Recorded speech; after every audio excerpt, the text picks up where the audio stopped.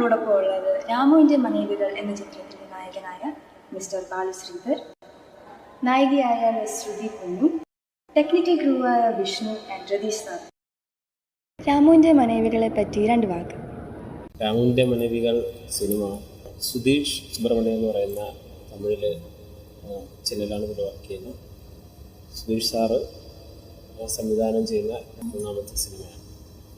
അതൊരു മെസ്സേജാണ്.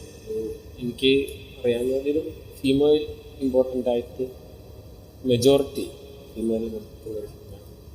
അതിലൊരു ത്രൂട്ട് ക്യാരക്ടർ ഞാൻ ഒരു നായക വേഷത്തിൽ എത്തുന്ന സിനിമയാണ് എന്നെ സംബന്ധിച്ചിടത്തോളം.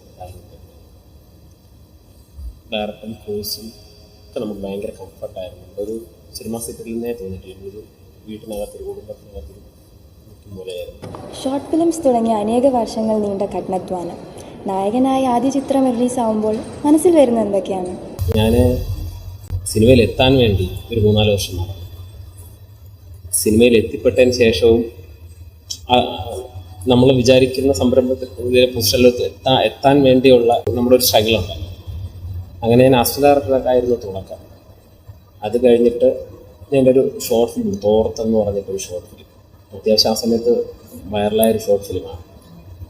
ആ ഷോർട്ട് ഫിലിമായിരുന്നു എൻ്റെ, അതും മെയിൻ ക്യാരക്ടറാണ് ചെയ്തത്. അതിനുശേഷമാണ് ഞാൻ ആക്ടിങ്ങിലോട്ട് മറ്റൊരു സീരിയസ് ആയിട്ട് എനിക്കൊരു അവസരം കിട്ടിയൊരു പ്ലാറ്റ്ഫോം കിട്ടുന്നത്. അതിൽ നായകവേഷം എത്തി നിൽക്കുമ്പോൾ പുറകിലോട്ട് നോക്കുമ്പോൾ ആ കഷ്ടപ്പാടിൻ്റെ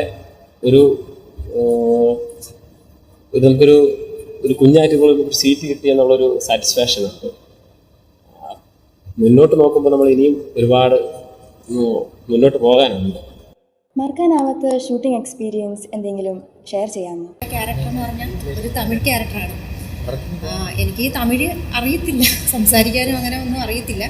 പക്ഷേ അത് ഭയങ്കര രസമായിട്ട് എനിക്കതവിടെ പറയാൻ പറ്റി. അതിൻ്റെ ആ ഒരു ക്രൂ മെമ്പേഴ്സിൻ്റെ ഒരു പ്രത്യേകത തന്നെയാണത്. കാരണം എനിക്കത് നല്ല രീതിയിൽ പറയാൻ പറ്റി. കാരണം നമ്മൾ ഓരോ ഷോട്ട് കഴിയുമ്പോഴും എനിക്കൊരു സെൻറ്റി സീനുണ്ട് ഒരു കുറച്ച് സമയത്തിന്. അത് ഒറ്റ ലെങ്കിൽ തന്നെ ഞാൻ ഫസ്റ്റ് ടേക്കിൽ തന്നെ അത് ഓക്കെ ആക്കിയപ്പോഴത്തേനും എനിക്ക് അവിടെ നിന്ന് നിറയെ ക്ലാപ്പും കാര്യങ്ങളും കിട്ടി. അത്രയും പറയാൻ പറ്റിയത് ആ ഓരോ ക്രൂ മെമ്പേഴ്സും അങ്ങനെയാണ്. രാമുവിൻ്റെ മനേവികൾ റിലീസാവുന്ന വേളയിൽ ഓഡിയൻസിനോട് എന്താണ് പറയാനുള്ളത്? ഏതൊരു സിനിമയുടെയും വിജയം എന്ന് പറയുന്ന പ്രേക്ഷകരാണല്ലോ തീരുമാനിക്കുന്നത്. അപ്പം പ്രേക്ഷകരെ കണ്ടുകൊണ്ട് തന്നെയാണ് ഡയറക്ടർ ഒരു സിനിമ പ്ലാൻ ചെയ്യുന്നതും ആർട്ടിസ്റ്റ് അത് അഭിനയിക്കുന്നതും. മൊത്തത്തിൽ എല്ലാവരും ആശ്രയിക്കുന്നത് പ്രേക്ഷകർ തന്നെയാണ്. ഇപ്പോൾ ഒരു പുതുമുഖത്തിനെ സൂപ്പർ സ്റ്റാർ ആക്കുന്നതും പ്രേക്ഷകരാണ്. ചോദ്യം ബാലുചേട്ടനോടാണ്. മൂവിയിലെ ക്യാരക്ടറും ബാലുചേട്ടൻ്റെ ലൈഫുമായിട്ട് എന്തെങ്കിലും സാമ്യമുണ്ടോ? അതുകൊണ്ട് ഞാൻ പറയാം, ബാലുചേട്ടൻ്റെ ക്യാരക്ടറുമായിട്ട് ഈ രാമുവിന് ഒരു ബന്ധവുമില്ല. പാവമാണ് ബാലു. രാമു വേറെ ലെവലാണ്. എനിക്ക് അത്രയും പറയും, ബാക്കി ബാലുചേട്ടൻ പറയും.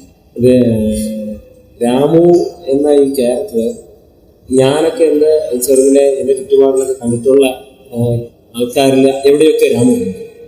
അപ്പം നമുക്ക് അത് ഉള്ളത് കൊണ്ടാണ് നമുക്കത് പെർഫോം ചെയ്യുന്ന സമയത്ത് നമുക്കത് ഉൾക്കൊണ്ട് ചെയ്യാൻ പറ്റിയിട്ടുണ്ട്. നാട്ടും പുറത്തായാലും ഞാൻ കണ്ടിട്ടുണ്ട് അങ്ങനത്തെ ആൾക്കാർ.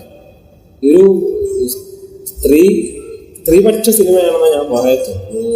ഓരോ ഈ രാമുവിൻ്റെ മനവികളിൽ ഓരോ ആൾക്കാരും ഓരോ മനവികളും നമ്മൾ എവിടെയെങ്കിലും ഫാമിലിയിൽ കണ്ടിട്ടുള്ള ആരെങ്കിലും ഉണ്ടാവും. രാമുവിന്റെ ക്യാരക്ടർ അറിയണമെങ്കിൽ സിനിമ എന്തായാലും എല്ലാവരും കാണണം.